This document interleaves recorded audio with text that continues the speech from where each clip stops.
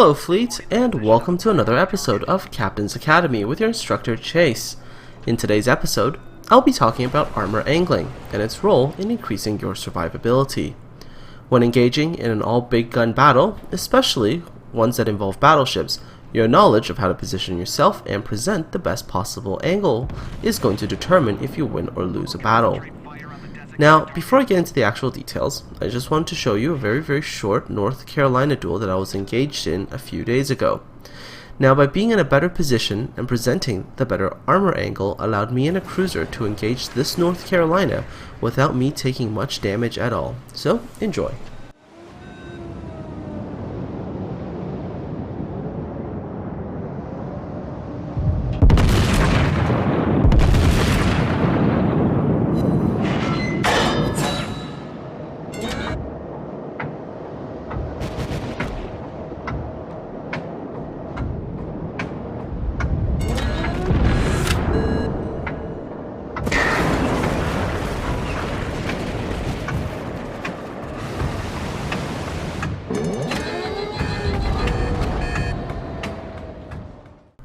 So, how does this all work, really? Well, honestly, the best way to explain armor angling is to actually look at a picture.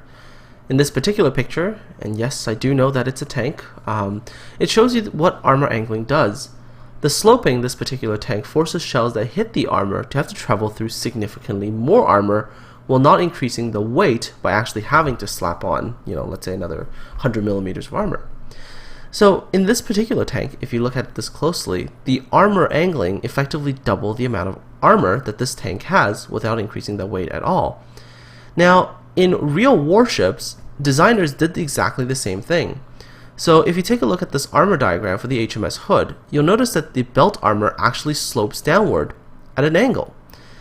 But what I feel is that right now in World of Warships, it feels as if the developers want the players to be a little bit more involved in angling their ships, so they might not have made the sort of natural angling that was initially designed by the designers feel very apparent, and there's more need for your own actions to be, involved in maneuvering and angling your ship, more so like tanks and less like actual warships.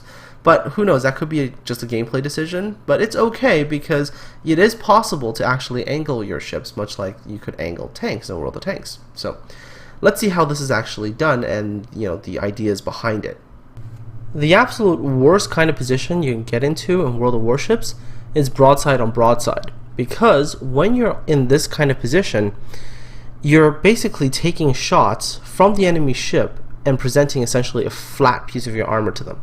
This makes for very high chances of penetration for both ships, assuming that you're just staying in that broadside on broadside position. And the result is you either kill the enemy ship really quickly, or they kill you very quickly. But in both cases, the survivability of either ship is less dependent on their armor and more dependent on how good the player's aim is. So this is kind of the position you want to stay away from. What you want to do is get into positions where your armor is angled. So let's take a look what that looks like. Now, I want you to all to think back to that clip I showed you at the beginning, where I was in North Carolina and I was up against the enemy North Carolina. Well, in that particular battle, my positioning was what gave me a certain degree of angling of my armor. And as we were sort of approaching that crossing the T position, I was at sort of an offshoot angle. So when he fired his guns at me, his shells were hitting my belt armor at an angle. They weren't hitting me flush on at 90 degrees. They were hitting me around like 40-ish, 50-ish degrees. And what you were able to see was that the shells began to bounce. Now, just by sheer positioning alone can get you into a position where the enemy shells won't hit. So this kind of grants you the ability to make your ship have greater survivability. Yes, some shells will still occasionally penetrate, but you are going to start to see some bounces in a position like this, and it actually makes your ship a little bit more survivable. But there is something you can still do to make the situation even better for yourself, and that is what I'm going to explain in this next picture.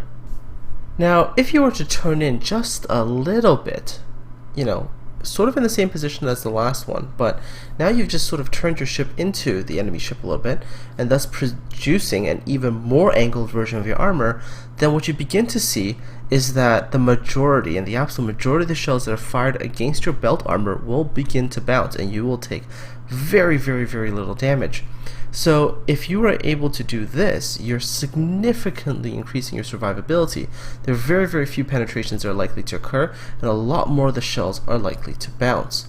So this is the trick in World of Warships, is that as you're driving your ship around, especially if you're in a battleship and you're fighting other battleships, you have to be constantly aware of where their position is to you, where your position is to them, and what the angle of your ship's armor is to the direction that their guns are pointed at.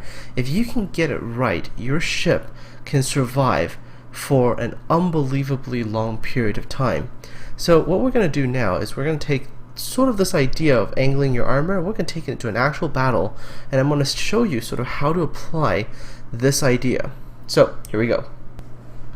Alright, so here I was in a battle. I was in my North Carolina, and we'd finally pushed over to the enemy base, and I turned the corner, and oh boy, first things first, full HP Iowa. Ugh. Right behind him, in a Magi with still a decent amount of HP. So as soon as I saw this, you see what I do is I immediately turn my ship and I start to head north. And the reason I head north is because when I'm heading north and the Iowa's forced to chase me from behind, the angle that his guns can hit me is at a very, very sort of an acute angle. And so as long as I can keep sort of running north and have the Iowa just follow me, there's no real way that his shells can really penetrate anything really important on my ship. And as you can see, the damage is still pretty minor. But of course, with multiple battleships closing in on me, as yes, there is another New Mexico behind them as well, my primary focus is now trying to keep the best armor profile to 3 different ships.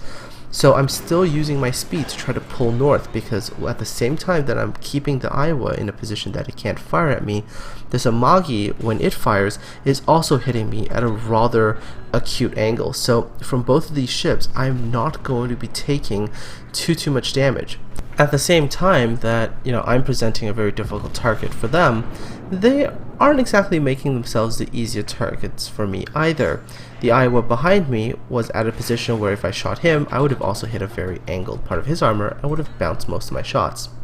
But where I get a little bit lucky is that one of the cruisers on my team managed to launch a torpedo salvo, and by doing so managed to push the Iowa away, and now the Iowa is starting to present more of a flat angle to me, and you'll see that the Iowa continues to turn, and as long as it continues to do that, it's giving me a chance to actually start shooting at it. But you don't see me doing it right away because of course the Magi is still a threat. But what the Magi does at this time is the Magi begins to turn, and by doing so, it presents only its forward guns as a threat. And so what I immediately do is I shift my focus to the Iowa that's turning around. What I want you to focus on right now is the green line there represents the course of travel by the Iowa. The red line represents the angle of my guns, and as you can see where the point intersects, it's pretty much a flat angle. So when I actually finally get around to pulling the trigger on this Iowa, you'll see that it basically hits flat against the armor and it penetrates easily, and the Iowa takes absolutely massive damage, about 30,000, and that quickly changes this battle because all of a sudden this big threat that was this Iowa has been pretty much nullified. Of course, this Iowa is actually going to get burned down by the cruiser, so I didn't have to risk myself to engage it. I just had to keep my focus on now the Magi because I knew that the Iowa was going to burn to death before it could get its guns reloaded to fire another salvo. So my attention shifts to the Magi, and once again the same strategies apply as in the earlier engagements, which is now I'm going to present as good of an angle as possible to these enemy battleships while occasionally turning in to fire shells at them. But otherwise, when they're firing at me, I want to maintain optimum angle so the maximum number of bounces can happen. Once again, the situation is not ideal. There is an Magi that's at a different angle than the New Mexico. Once again, I'm using the fact that I'm ahead to present a very, very acute angle to both of these battleships, and thereby minimizing the damage that I will take from them. This Magi, on the other hand, as you can see, is making the same mistake as the Iowa previously, is it's sort of coming flat against the direction of my guns, and once again, I'm able to hit it nice and hard, and in this particular case, getting another Citadel and doing 17,000 damage. Yep, the Magi did manage to get a penetration, but it wasn't a Citadel hit. He just managed to damage my engine, and I repaired, and I was on my way again. And as long as I was able to maintain this position, both enemy battleships couldn't really hurt me, and gave me plenty of opportunities to punish them. Where World of Warships differs from World of Tanks when it comes to armor angling is that ships are constantly moving, and unlike World of Tanks where you can sort of hunker down in certain positions, get well angled, and it's really hard to kill you, ships, they're always moving, so you're constantly having to adjust and change your angle depending on where you are, where the movement of the enemy ships are, what obstacles might be around. So there's this constant, sort of mental math that has to be done. Hey, I kind of showed you a protractor earlier. It kind of hints that there's a lot more math and thinking involved in warships there. Anyways, so there are also other issues in World of Warships that are different from World of Tanks. In World of Warships, your guns do not turn 360 degrees. They only turn, in most cases, like, probably in the range of maybe 270-ish degrees. Like, you don't get full coverage. So what that means is that you can't get your guns fully turned to the rear, all of them. So in order to get your guns into action, you do have to turn your ship. And so in a number of occasions in this particular battle, I did occasionally have to turn my ship, get all my guns to bear to get maximum firepower, but thereby risking sort of my armor profile. And you saw on a few occasions I did take more damage from the enemy ships because I wasn't angled in the most optimum kind of way. The final piece of advice that I can give you with regards to angling and also how to shoot a target and knowing when they're in a position that you can really shoot them and do maximum amounts of damage is by using your minimap. Your minimap provides you one very important piece of information. That is the angle of your guns in relation to the enemy ship. See, when you go into sniper view, the cone on your minimap turns into a very narrow cone. If you draw a straight line down the middle of that cone, as well as another straight line for the direction where the enemy ship is traveling, and you intersect those lines, you're able to see whether or not you're shooting the enemy ship at a very sharp angle or whether you're getting them at a very flat angle. And by knowing this piece of information, you're able to hit when the enemy ship is most vulnerable, and at the same time you're able to also know in a way how to position your own ship so your armor gives you the maximum amount of protection, because in theory sort of where you're aiming at them is also kind of where they're aiming at you. So it allows you to kind of have that information, which can keep you alive just that little bit longer when you're involved in a pretty intense battle. So what I want you to keep an eye on from now until pretty much the end of this battle is I want you to look at where the New Mexico is position-wise in relation to where my guns are aiming. And you'll see that I pretty much only pull the trigger when I know that the shots that I'm going to send aren't really going to bounce off his armor.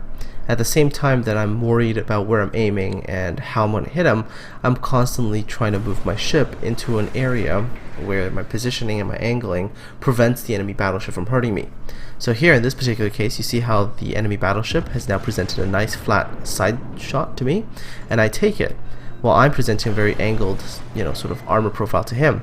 He bounces the majority of his shot while I take off 10,000 damage from his HP pool. So that's something when you're playing a battleship you have to keep in mind, is that the position plus the angle plus how your own guns are will determine if you're successful at doing damage and keeping yourself alive.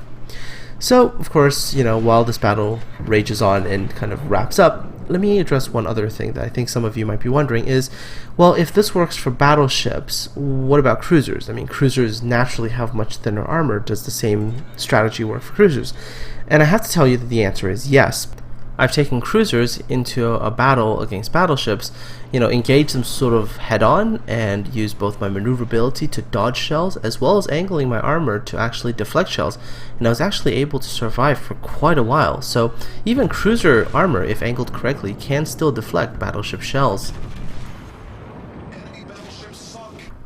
Well, that's all, folks. Hopefully you've picked up a little bit about how armor angling works in World of Warships, and I hope that will allow you to fight a little bit better in your battles and do better, and hopefully you'll survive a bit more too. Now, there's just one other thing I wanted to talk about. I did say during the last video that I was going to get around to answering some comments, But YouTube broke the comment section completely. So right now through my dashboard, I cannot see any of the recent comments, and everything's sort of all over the place. I have emailed YouTube. They said they're getting back to me. So when they do and they hopefully get the whole thing fixed, I will be replying to the majority of the comments that I've received in the last few days. Okay, aside from all that, if you like what I'm doing, don't forget to like and subscribe, as I'll definitely be making more videos. And I hope you have a fantastic day, and I'm looking forward to seeing you on the high seas.